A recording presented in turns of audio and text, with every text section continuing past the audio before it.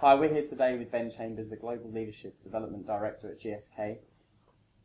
In terms of your title, Ben, what does that exactly involve, and what does that mean for you at GSK? Yes, yeah, so it's a very literal title. So essentially, it's a global role. So I sit within a Centre of Excellence. We operate a Centre of Excellence model at GSK, and the Centre of Excellence is talent, leadership, and OD. So it's a global role, looking after all business units around the world, working with our business partners. Leadership development is the kind of the core focus of what I do, and director is just like a simple grade within the organisation. So it's a very literal description. Excellent. And within that area, what is the approach that you take? Yes, so we're very lucky that leadership development is kind of key to the strategy of GSK. So there's a great deal of focus on the work we do, and as a result, it opens a lot of doors for us. So we have been doing a lot of work recently to kind of make sure leadership is on the agenda.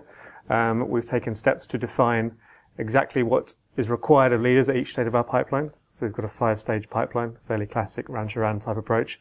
We've slimmed it down a little bit, so we know what is required of leaders at each level of the organisation.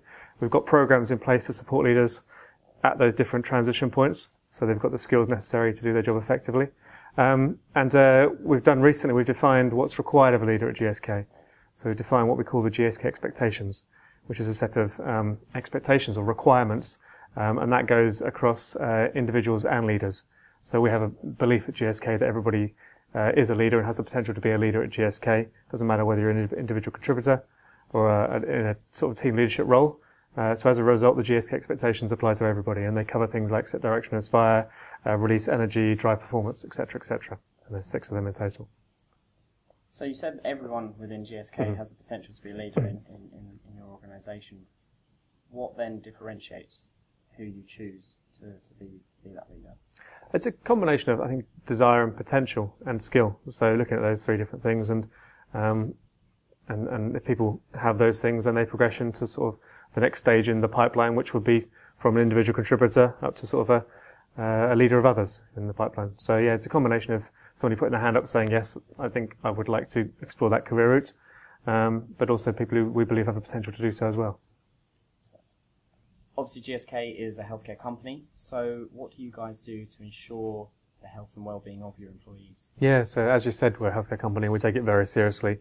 One thing we've announced fairly recently, and on a practical level, is we've made a commitment that every employee and their family will receive a minimum level of healthcare support, which is, I think, is fairly groundbreaking, and different to most organisations as well. So hopefully others will follow suit with that, and that's around our global organisation, not just sort of in the developed world. So that's one thing we've done. On a practical level, we also got a kind of resilience function, or a team looking after resilience. So we recognise that we need to support employees with all the change going on across the organisation, with their energy levels and levels of resilience. So our resilience function do things like offer training courses on energy for performance, for example, or managing for resilience, so supporting people maintain their individual resilience levels and energy levels, and also line leaders in supporting their people with their energy levels. So that includes practical things, the psychology of resilience, to tips on fitness and health and healthy eating. Those type of things are all really important. And the other thing as well, and I think this is a little bit different to most organisations, is the GSK expectations is what we require of leaders, of everybody across GSK. And actually one of our expectations of people is release energy. And that includes things like maintaining resilience and looking after your people and those type of aspects. So that's a commitment we've made, and we're expecting all our leaders and people to perform to that expectation.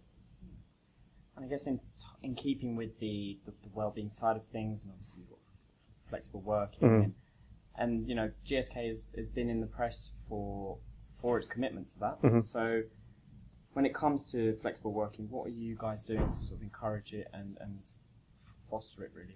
Yeah, it's a tricky question, because recognising that flexible working means different things to different people. So working in a head office environment, it might mean leaving early, getting in a bit early to kind of give yourself some flexibility there so you can do things with your family and those type of stuff. If you're in a factory environment, you don't really have the luxury of some of those examples. So I think it's just a case of understanding what flexible working is for each employee. I don't specifically know what the policy is on it, but we do encourage it, and ensure that people have the ability to do it where required. I guess your head office is a good example, because as far from what I've seen, you have a street, basically almost a high street within your company, so that helps maybe with flexibility and people getting to do the things that they need to do. And yeah, we're very, very lucky at GSK House. It's a nice environment to work in. You're right.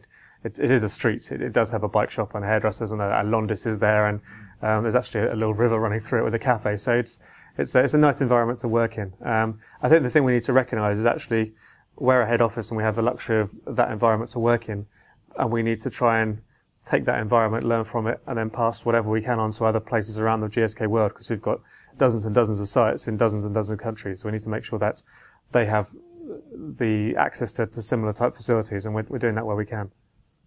You also offer child support and, yes. and help for parents? Mm-hmm.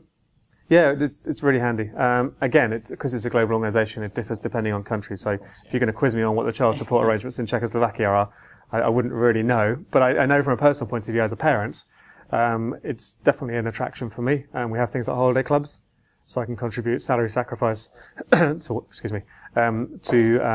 salary sacrifice to pay for child support during the holidays, which will enable me to take my holiday when I need to, when I want to take it, and spend family time rather than having to take it to look after childcare, which I think is a big benefit. So it's definitely some positives there. And there's things like family days we do as well. So we've got what we call an Orange Day. The colour of GSK is orange, coming up soon. So end of June, over at Eton Dorney, there's a kind of a fun family open day thing happening as well. So there's lots of stuff like that happening, particularly in the UK, I'm aware of, but similar stuff happens around the world as well.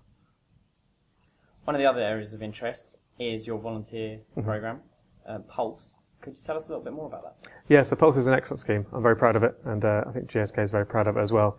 It's essentially employees of GSK go and work with an NGO, a non-governmental organisation, for a period of between 3 or 6 months. There's two kind of time frames.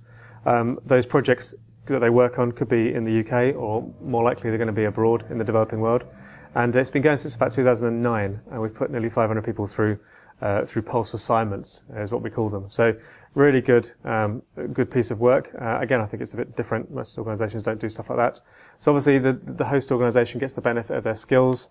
The employee gets the benefit of having a different perspective, because quite often they're semi-healthcare related, so they kind of come back and with a different view of the world and the work that we do. And also we get, hopefully, a more energised employee coming back into the organisation who is more enthused and energised about the work that we do. So some big benefits all round with that programme. I guess with your development hat on, do they pick up some skills and almost develop in a way that when they come back to their role, they've got that extra, tool? Yeah, I know what you mean. It's one of those things that we initially didn't set it up as a development experience. But as the scheme has progressed, we recognise that people do get some big lessons from it. But we don't want to kind of turn it into another leadership program or a development program. So the part of the thing that we're trying to do is trying to assist people in gathering the learning from the Pulse assignments without necessarily making it seem like it's another development training course they're going on, because that's not what it was set up and established for in the first place. In terms of what you are doing in terms of development, what are you doing at the moment that you're currently working on? Yeah, so personally, there's some interesting stuff that I'm working on. I like working in a centre of excellence because you get the opportunity to sort of try things out and test things on the organisation. One of the big passions I've got at the moment is around on-the-job learning. So most organisations are focused on the 70-20-10. It's a fairly common model that's out there, and people nod their heads and are familiar with 70-20-10 when you talk about it. But I don't believe that many organisations have started to focus on actually what is in the 70%. So what does on-the-job learning look like? So I've been doing some stuff there to research the sort of the 70 and I guess the 20%, kind of what the on-the-job learning element is. And I personally believe that on-the-job learning is a skill and a capability that you can learn and develop. So I've been working to help people understand, I guess, what an on-the-job learning experience is, what needs to be present, and then how do you extract the learning from that experience that you're working on. And then the final thing, I think, well, final two things actually. One is the environment. So how do we focus on the environment to make sure that the person is able to apply the learning back in the workplace. And then the final thing is around habits. So how can we, all this nice stuff I'm doing is interesting and has rigour and research behind it. But if we can't change habits, it's almost pointless. So doing a lot of research into habits to understand how can you shape habits, can you break habits, how can you make habits. So that's some of the stuff I'm doing at the moment. Yeah, excellent. Okay, well, thank you very much for speaking with us, and good luck with the work on the on-the-job learning. Thank you. You're welcome. Thank you.